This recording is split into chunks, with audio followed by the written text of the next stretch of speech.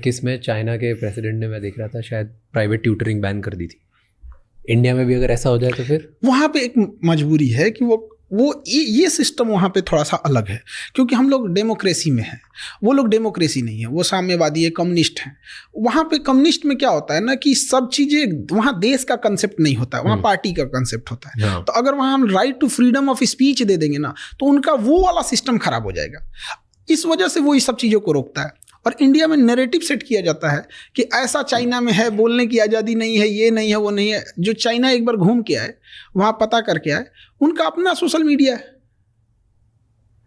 लेकिन इस पे कंट्रोल भी ज़रूरी है। ऐसा नहीं कह रहे हैं कि एकदम ख़त्म कर देना या एकदम इंडिया मतलब छूट दे देना, इसका बहुत मिसयूज़ भी है। बांग्लादेश में तख्ता पलट करके शेख हसीना को छोड़ना पड़ा, केवल सोशल मीडिया की वजह से गया था। उसका श्रीलंका क्यों बर्बाद हुआ? फेसबुक की वजह से। मतलब फेसबुक, श्रीलंका जो क्राइसिस रही थी उसमें सबसे बड़ा कारण फेसबुक है। कैसे? दोनों, पहले बांग्लादेश बताओ फिर श्रीलंका बताओ। पहले श्रीलंका था, फिर उसमें क्या हुआ ना कि किसी भी चीज़ को अगर आप नैरेटिव सेट करना चाह रहे हैं तो धीरे धीरे नैरेटिव वो सेट करते जाएगा। एक माइंड, एक कंट्रोल करने वाला चीज़ है। जैसे एक सिंपल सी बात बताते हैं, यूट्यूब, फेसबुक, ट्विटर ये हमारा है नहीं। अब हमारा नहीं है तो अभी एक छोटा सा जो ज्वलंत एग्जाम्पल देखिए यहाँ पे, गाजा और फिलिस्तीन में, और हमारे यहाँ कश्मीर में इशू देखिए। कश्मीर में इतनी ज़्यादा इंसर्जेंसी है, वहाँ पे एक टेररिस्ट मारा जाएगा ना, पूरे ग्लोबल मीडिया में दिखाया जाएगा। और गाजा में 60,000 लोग मरे हैं, जिसमें ज़्यादातर महिलाएं और बच्चे हैं। आपको वीडियो ढूंढने को मिलेगा? नहीं मिलेगा। न्यूज़ देखने को मिलेगा? नहीं मिलेगा। केवल टूटा हुआ घर देखने को मिलेगा। रीज़न क्या है? They control them. और हम लोग अगर कश्मीर में कर देते हैं तो ह्यूमन राइट का वायलेशन हो जाता है। ये ह्यूमन राइट की पार्ट सिखाते हैं सब हमको, ये सफ़ेद मुर्गा सब यूरोप में बैठ के जलियांवाला बाग में गोली चला के मारे थे सब। ये चुट्टा हम लोग को ह्यूमन राइट सिखाते हैं सब। जिस समय ये लोग जानवरों की तरह ज़िंदगी जी रहे थे ना, हमारे यहाँ वसुधैव कुटुंबकम चल रहा था। जिस समय दुनिया में केवल लूट खसोट मची थी ना, पारसी लोगों को खुद ईरान से भगा दिया गया था ना, तो हमारे यहाँ गुजरात और महाराष्ट्र में उन्हें रहने के लिए शरण दिया गया था। तो हम लोग को ये ज्ञान दे रहे हैं सब। तो सोशल मीडिया को हम लोग अनकंट्रोल करें। We are not digital India, we are digital user. हमारे पास डिजिटल इंडिया हम लोग बोलते हैं उसको, क्या है हमारा? यूट्यूब हमारा है, फेसबुक हमारा। आज अगर यूट्यूब, गूगल कह देता है कि आपको अपने जीमेल बना रहे हैं, हर जीमेल का 1 साल का चलाने का हमको 10 रुपये चाहिए, हमें देना पड़ेगा, सब बंद हो जाएगा, एंड्रॉयड उसका हो जाएगा। तो चाइना ने कहा कि we are not digital China, we are not digital user.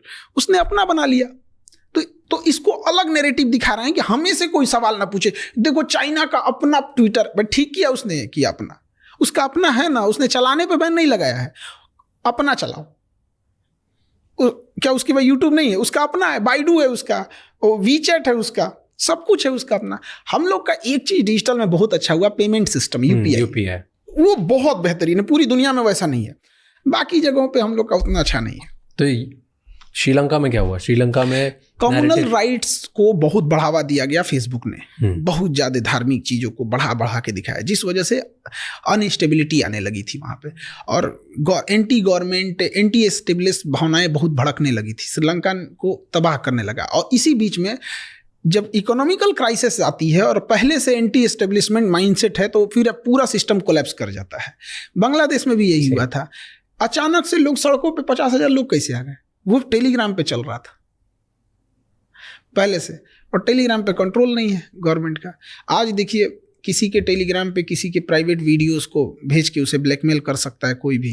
AI आ गया है, अब तो किसी का कुछ भी बना, सर हटाइए, लगा दीजिए कुछ। हमारे आपकी बात हो रही है, यहाँ किसी फेमस सेलिब्रिटी का या किसी पॉलिटिशियन का चेहरा हटा के डब कर दीजिए। अच्छा, एक बात, हम चाइना इंडिया की बात कर रहे थे, चाइना से हमें दुश्मनी करनी चाहिए कि दोस्ती? दुश्मनी तो हो ही नहीं पा रहा है। कौन दुश्मनी कर रहा है जरा बताइए तो? चाइना हमारे एरिया में घुस जा रहा है। हमारे यहाँ के मिनिस्टर बोलते हैं कि मार्किंग अच्छे से नहीं है ना, इसलिए घुस गया है। क्या बेवकूफी है? हाँ, दुश्मनी कहाँ कर पा रहे हैं हम लोग? तो बस फेस वॉश कर रहे हैं कि नहीं, ऐसा नहीं होना चाहिए। अक्साई चीन हमारा है, हम लोग पीओके के मामले में हम लोग शेर हो जाते हैं। सीओके जो चाइना को ऑक्युपाई किया, कभी उस पर ठीक से चर्चा नहीं हो पाती है। सेला टनल का उद्घाटन करने जाते हैं, चाइना विरोध कर देता है। क्या मतलब बनता है? ताइवान को हम लोग एक्सेप्ट नहीं करते हैं एज ए कंट्री, किसके डर से? चाइना के डर से।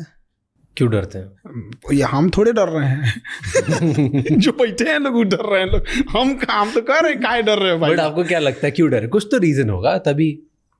अब डिप्लोमेटिक है वहां पे, शुरू से चला आया है, ऐसा नहीं है कि मोदी जी डर रहे हैं, मनमोहन सिंह भी वही कर रहे थे। तो कई बार हम लोग ये कहते हैं ना तो लोगों को लगता है कि नहीं ये कर रहे थे, वो भी वही कर रहे थे। तिब्बत चाइना ने कब्जा कर लिया था, पंचशील समझौता लेके जवाहरलाल नेहरू घूम रहे थे, चाइना ने पीठ पे खंजर मार दिया।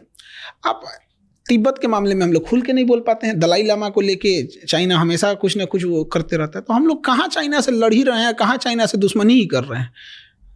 बट कर सकते हैं हम, क्यों नहीं कर सकते? उतना होना चाहिए ना। हमारी इकोनॉमी उनकी इकोनॉमी में जमीन आसमान का अंतर। तो हम लोग ना फेंकने में नीरज चोपड़ा से आगे हैं।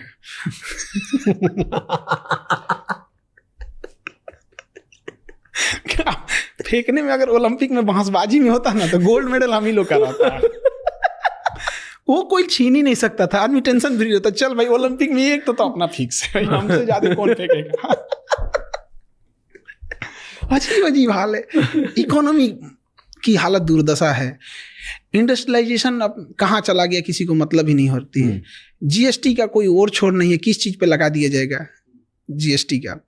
अब देखिए मेडिकल इंडस्ट्रीज की बात कीजिए, हमारे यहाँ पता नहीं क्या कर रहा है सब इंजीनियर सब, इतना पढ़ लिख के कहाँ खप जाता है सब पता ही नहीं चलता है। MRI machine, CT scan machine Germany से आ रही है, नहीं बनती इंडिया में, और आज़ादी के इतने साल बाद। तो चलिए हर चीज़ में हम आगे नहीं हो सकते हैं। बेशर्मी कहाँ होती है, अगर कोई हॉस्पिटल वाला उस एमआरआई या सीटी स्कैन मशीन को मंगा रहा है तो उस पर गवर्नमेंट चढ़ जाती है, मंगाया क्या रे, इंपोर्ट ड्यूटी दे। क्या बेशर्मी है।